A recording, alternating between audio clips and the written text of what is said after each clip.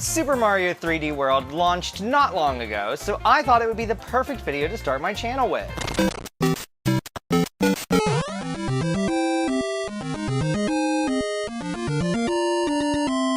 Suproids! I'm Haley Hemorrhoid, the drag queen gamer. So yes, today I'm going to be talking about Super Mario 3D World for the Nintendo Switch. I'm also going to be talking about Bowser's Fury in a separate video, so make sure you hit the subscribe button and have your notifications turned on, because it'll be coming within like a week.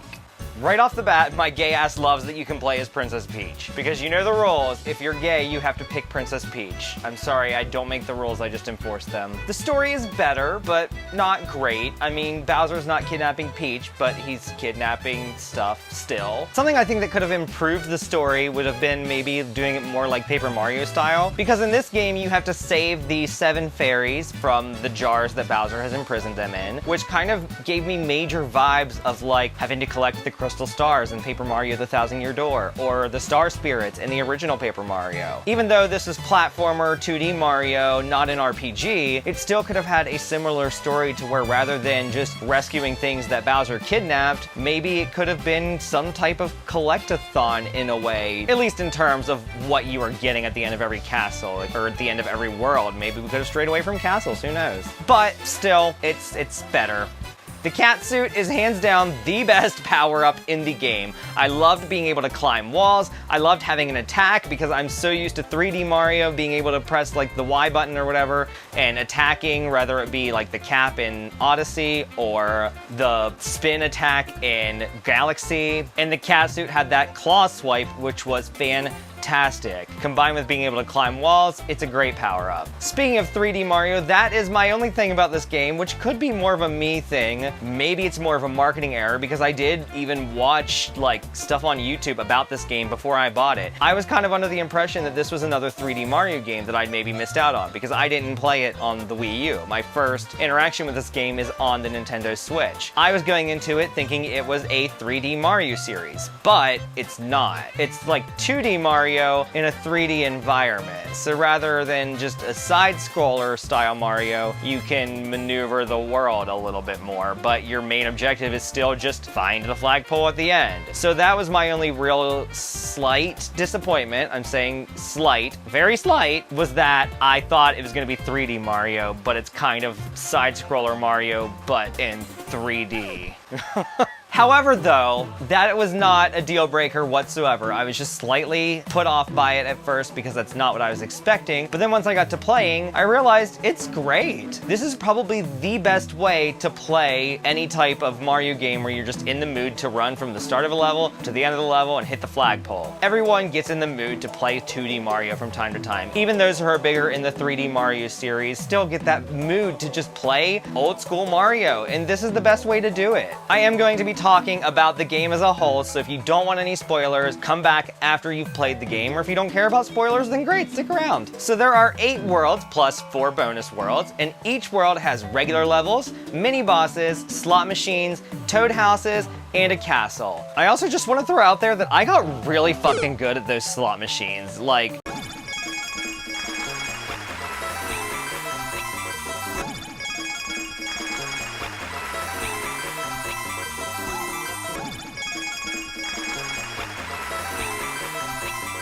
there's also Captain Toad levels and mystery houses spread throughout. Captain Toad is a mini game where you've got a kind of square cube-like environment. You play as Captain Toad, who cannot jump, and you have to maneuver through the environment and collect 5 stars, which do go towards your progress of this total stars collected during the game. I really enjoyed the Captain Toad mini games. I think they were a lot of fun and a nice little change of pace to break it up a little bit and go just play as this goofy little toad and collect the stars, and it's almost like a little puzzle game built into this big game. It's great. The mystery houses were also fun. Those are more so a series of challenges that you have about 10 seconds to complete, whether it's killing bosses, running from one end to the other, or just simply getting to the star before the time runs out. There's usually 5, 10, 30, it varies, challenges in these houses, and I really enjoyed those as well. And again, the stars count towards your final progress. Every time you fight Bowser in this game, he's in this stupid fucking car spitting fire that covers the road while you have to somehow get around that to kick bombs back at him, and it is the worst fucking boss fight I've ever experienced in a Mario game. Why? Why does he have a car?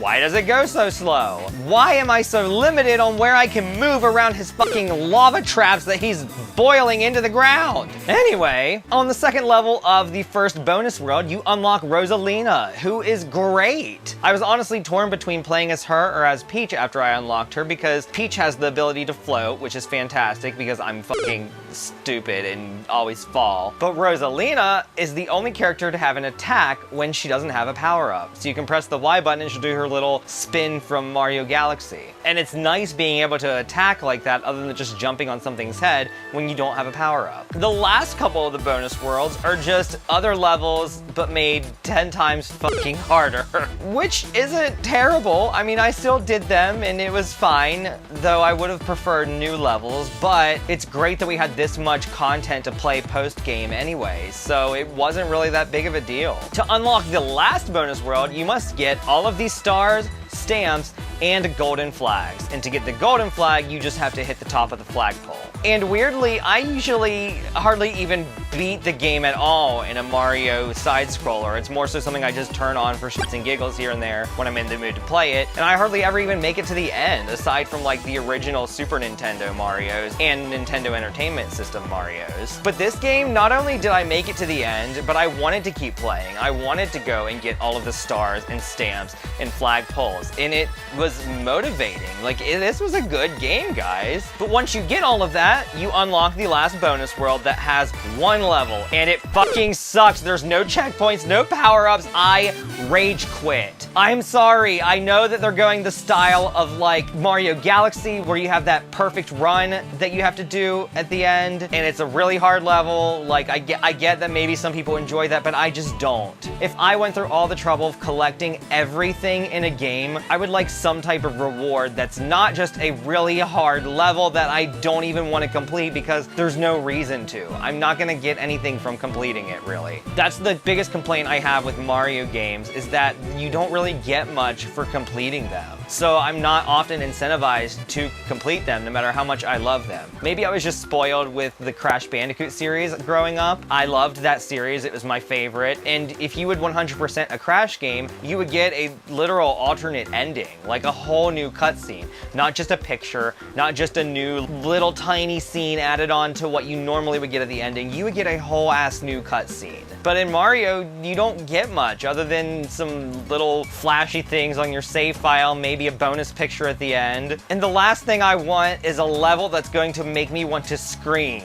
There could maybe be some compromise there, because I'm sure I'm not the only one that feels this way. Like, maybe you could have given us some checkpoints, some power-ups, at the bare minimum, at least like let us have a golden leaf if we die a couple times. So that way, if we so choose, we can grab that and actually see what's at the end of the level. Because like I said, I rage quit. I think there's something at the end that says thank you, but I didn't make it that far, and I don't plan to because I was so fed up with that stupid fucking level. While we're on the topic of the golden leaf, though, it was definitely a lifesaver sometimes if I was really struggling with a level to be able to grab that and get through without continuing to lose all of my lives. But it was also very overpowered, and you don't even have to die that many times to get it, and you're literally invincible aside from falling in holes or on lava, etc. But the biggest complaint with it, because I mean there are some people that just are bad at it but still want to see what happens at the end of the game and probably really appreciate it. And I mean, the levels that I really struggled at, I really appreciated it. But what sucks is there's some levels that require a cat suit to get to the top of the flagpole, and you can't switch power-ups when you have the leaf on. So it was really terrible to get to the end of a level that I did one time with the leaf and get there needing the cat suit in order to get gold on the flagpole, which was the whole reason I went back to the level. And I had a cat suit in my reserve power-ups, and anytime I would bring it out, it would just go right back into the reserve and not let me use it because I had this golden leaf. I wish there was a way to take the golden leaf suit off. Like, especially if you only need it for one part,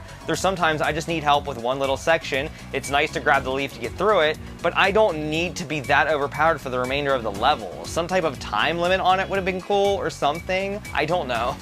And another thing is, apparently I found out that you can't truly complete the game if you've ever used a gold leaf, which is something they don't tell you. So if you want to get true completion and get the little mark on on your save file, you can't use these golden leaves, but it just throws them in front of you, not telling you this. Kind of the same problem that Paper Mario Origami King had with the game overs. But back to the final bonus world. Aside from that terrible fucking level, the Captain Toad world was fun, and so was the Mystery House. The last big thing with this game that I wanted to hit on is the multiplayer feature. It can actually be really helpful to have some friends jump in on a level and help you out with something if you're struggling with it. Like the one where you had to take out all 6 bosses in like 500 seconds. I had some friends jump in and help with that one, and it made it so much easier. However, the multiplayer feature can also make things very chaotic, which almost makes it more fun sometimes. Everybody's running around, falling off ledges, accidentally picking each other up. It's kind of hysterical and a fun way to play the game. The multiplayer feature definitely does add something to this game. All in all though, I actually really enjoyed it. Though I have some complaints here and there, I don't think any game is ever going to be perfect for every person. So that's just facts are facts, y'all. I'm going to give this game my honest rating of being replayable, which means it did not make it into my Hall of Fame of games that I replay every single year religiously, but I will revisit it from time to time. But also remember, just because I may not replay it every year doesn't mean that you have to feel the same way. Let me know in the comments below what you think of this game. Also, please check out my Patreon to help me continue doing my dreams full-time between my cooking channel that you should totally check out in the description and the shows that I do. I'm a full-time entertainer and hope to add this channel to my list of that. So Patreon will be linked in the comments and the descriptions. You get to join my Discord server, free merch, exclusive videos, and so much more. Join the fam! Also follow me on Instagram, Twitter, TikTok, and I'd like to give a special shout out to my super VIP patrons, Paul Ember, Linda Grillis, Brielle Barlow, McKenna Metz, Brian Hart, Amy Harless, Jason Sachs, and Dante Munoz. And if you would like a special shout out at the end of every video, just support me on Patreon and choose the super VIP or higher membership. Make sure you subscribe and your notifications are turned on because I will see you very soon with my review of the Bowser's Fury side of this game. Bye!